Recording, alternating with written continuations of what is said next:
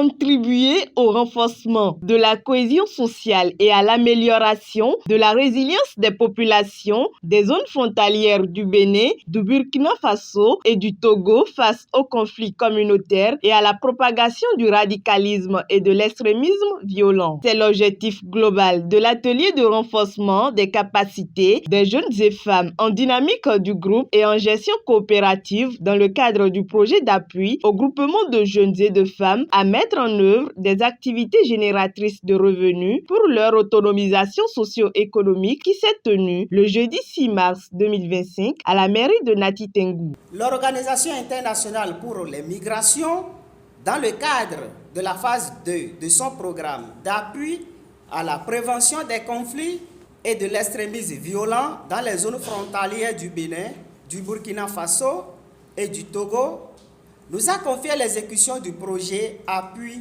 des groupements de jeunes et de femmes à mettre en œuvre des activités génératrices de revenus pour leur autonomisation socio-économique.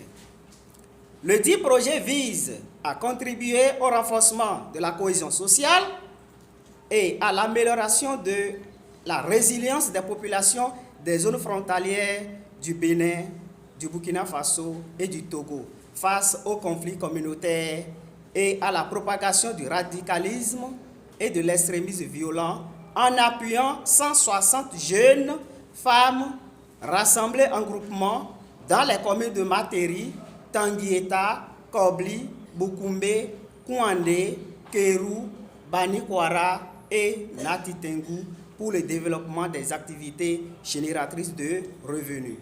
Je me réjouis de la mise en œuvre d'un tel projet dans la commune de Nati Tengou, surtout que notre commune a été identifiée comme zone à risque. Chères participantes et participants, les organismes multilatéraux, des pouvoirs publics et des organisations de la société civile œuvraient alors à mettre au point un vaste éventail de solutions pour contrer les attaques répétées commises par des hommes armés non identifiés dans le nord du Bénin.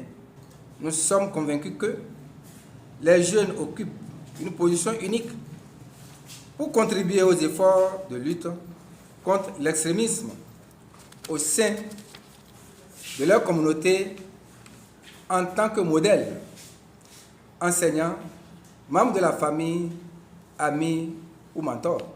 Au cours de cet atelier, vous serez occupés et équipés, j'allais dire, pour avoir les moyens nécessaires, techniques, pour pouvoir rester ensemble. Ça part de là. Comment se comprendre, comment supporter l'autre, mais tout ceci, c'est pour que l'objectif soit atteint. J'ai passé deux communications. La première communication, c'est sur la dynamique du groupe.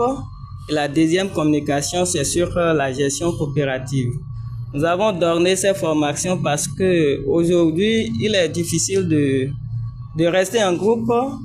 C'est pour cela que BEGD, avant d'appuyer ces jeunes, a voulu leur donner une formation d'abord sur les vivre ensemble. Au total, 20 jeunes et femmes vulnérables de Nati Tengou ont été outillés pour bénéficier de ce projet de formation pour la mise en œuvre des activités génératrices de revenus AGR pour leur autonomisation. Un projet exécuté par l'ONG Bien-être et Développement Durable grâce au financement de l'Organisation internationale pour les migrations, OIM. Depuis le matin, la formation s'est bien déroulée, j'ai aimé tout et tout.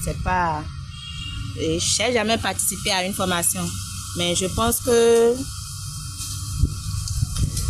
ça venu va nous aider, au moins nous les jeunes, au moins entreprendre beaucoup de choses, ce qu'on souhaite quand même. On a beaucoup aimé, ils nous ont donné des conseils et on a des projets, on avait des projets sur certaines choses que le projet veut nous appuyer et à ce que ça évolue pour qu'on puisse.